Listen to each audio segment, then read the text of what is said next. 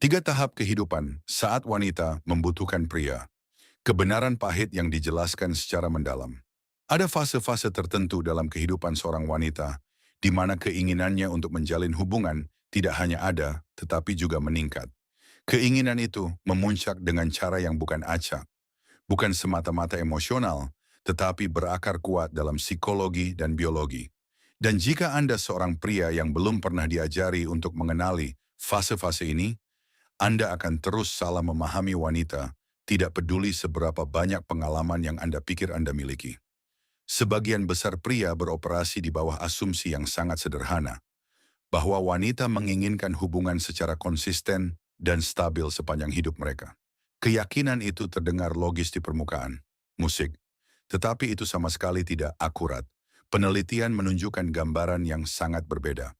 Psikolog perkembangan di Universitas Chicago yang meneliti motivasi hubungan wanita di berbagai kelompok usia menemukan sesuatu yang jarang dibahas secara terbuka. Kebutuhan seorang wanita akan koneksi, kemitraan, dan investasi emosional tidak bergerak dalam garis lurus. Kebutuhan itu tidak tetap stabil. Sebaliknya, kebutuhan itu meningkat dalam tiga periode yang sangat spesifik dan dapat diprediksi. Dan apa yang dia cari di dalam setiap periode ini berubah secara dramatis. Yang paling mengejutkan para peneliti bukanlah sekadar keberadaan fase-fase ini, tetapi betapa berbeda dan konsistennya fase-fase tersebut di antara individu. Fase pertama muncul antara usia 18 dan 22 tahun.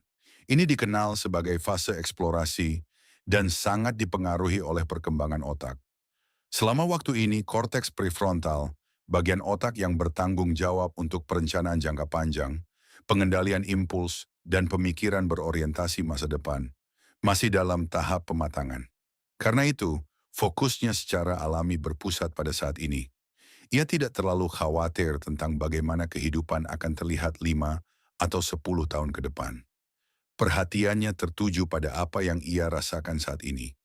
Apa yang membuatnya bersemangat sekarang, apa yang membuatnya merasa hidup saat ini. Yang ia cari adalah pengalaman, emosi yang tinggi, intensitas romantis, hal baru, dan penemuan. Pada tahap ini, ia tidak mencoba untuk mengidentifikasi pasangan hidup. Ia mengumpulkan pengalaman yang membentuk pemahamannya tentang daya tarik, koneksi, dan dirinya sendiri. Jenis pria yang menarik perhatiannya mencerminkan keadaan internal ini. Ia cenderung tertarik pada seseorang yang membawa energi, kegembiraan, ketidakpastian, seseorang yang dapat mengubah momen biasa menjadi sesuatu yang tak terlupakan. Stabilitas, perencanaan jangka panjang, dan landasan emosional yang dalam belum menjadi filter utamanya. Itu bukan berarti ia dangkal atau tidak menyadari, itu hanya berarti ia berada dalam fase di mana eksplorasi lebih diutamakan daripada kemapanan. Namun disinilah pola tersebut menjadi lebih menarik. Jendela kedua muncul antara usia 25 dan 30 tahun, dan disinilah semuanya mulai berubah. Lingkungan di sekitarnya mulai berubah secara nyata. Teman-teman yang dulunya menjelajah bersamanya kini mulai menetap. Mereka menikah, memulai keluarga, membangun kehidupan yang lebih terstruktur. Perbandingan sosial mulai diam-diam memengaruhi perspektifnya. Pada saat yang sama, ada proses biologis yang bekerja. Konsep yang sering disebut sebagai jam biologis bukanlah sekadar gagasan budaya. Para ahli saraf telah mengidentifikasi perubahan hormonal yang terukur yang berkontribusi pada meningkatnya rasa urgensi, meskipun pada awalnya masih samar. Para peneliti di Universitas Columbia yang mempelajari ikatan pasangan wanita dan perilaku hubungan jangka panjang menemukan bahwa selama fase ini, sistem evaluasi internal seorang wanita mulai menyesuaikan diri. Ia tidak lagi hanya mencari kegembiraan atau stimulasi emosional. Sebaliknya, ia mulai seringkali tanpa sadar menilai pria melalui lensa yang sama sekali berbeda. Ia mulai mengevaluasi kompatibilitas jangka panjang, stabilitas emosional, karakter, keandalan, dan potensi masa depan. Wanita yang dulu memprioritaskan bagaimana seorang pria membuatnya merasa saat itu juga, kini mulai mempertimbangkan bagaimana pria tersebut cocok dengan lintasan hidupnya dalam jangka panjang.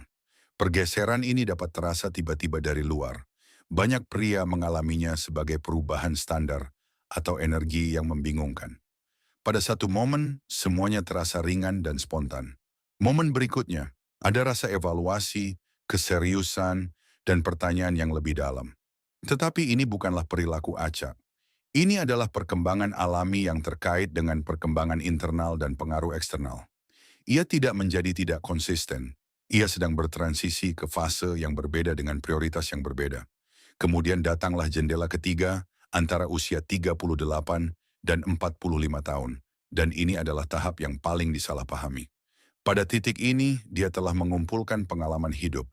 Dia mungkin telah membangun karier, mengembangkan identitas yang kuat, dan menavigasi hubungan yang telah mengajarkannya apa yang berhasil dan apa yang tidak.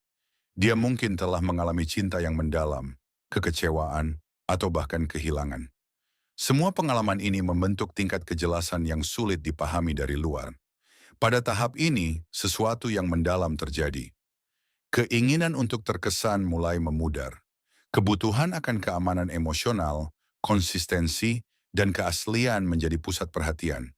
Ketika dia mengatakan dia menginginkan stabilitas, dia tidak hanya merujuk pada keamanan finansial. Dia berbicara tentang kehadiran emosional. Seorang pria yang teguh dapat diandalkan dan nyata. Seseorang yang tidak menciptakan kekacauan, tetapi malah membawa ketenangan.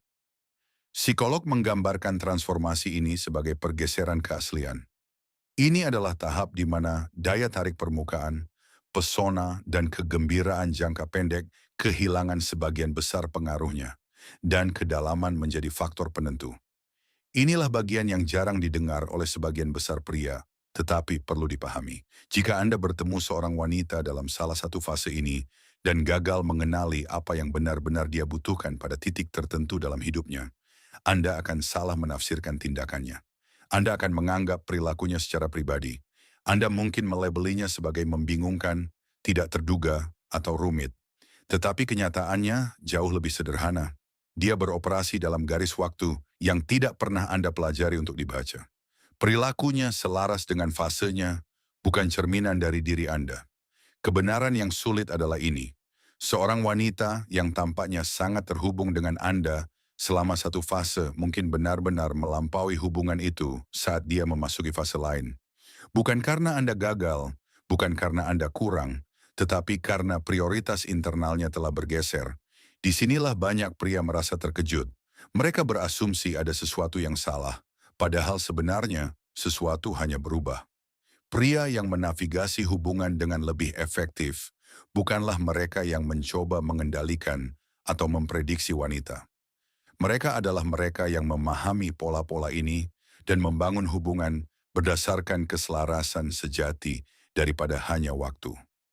Mereka mengajukan pertanyaan yang berbeda. Alih-alih bertanya, apa yang dia inginkan, mereka belajar untuk bertanya, di mana dia berada dalam hidupnya saat ini. Karena pertanyaan itu mengungkapkan jauh lebih banyak daripada perilaku permukaan manapun. Jika perspektif ini menantang apa yang sebelumnya Anda yakini, maka Anda mulai melihat sesuatu yang diabaikan oleh kebanyakan orang. Dan jika ini sedikit membuka pikiran Anda, langkah selanjutnya lebih dalam. Ada sinyal-sinyal halus yang ditampilkan wanita di setiap fase ini. Sinyal-sinyal yang sama sekali dilewatkan oleh kebanyakan pria karena mereka tidak mencarinya. Memahami sinyal-sinyal tersebut dapat sepenuhnya mengubah cara Anda menafsirkan daya tarik, koneksi, dan perilaku. Dan begitu Anda melihatnya, Anda tidak akan bisa melupakannya.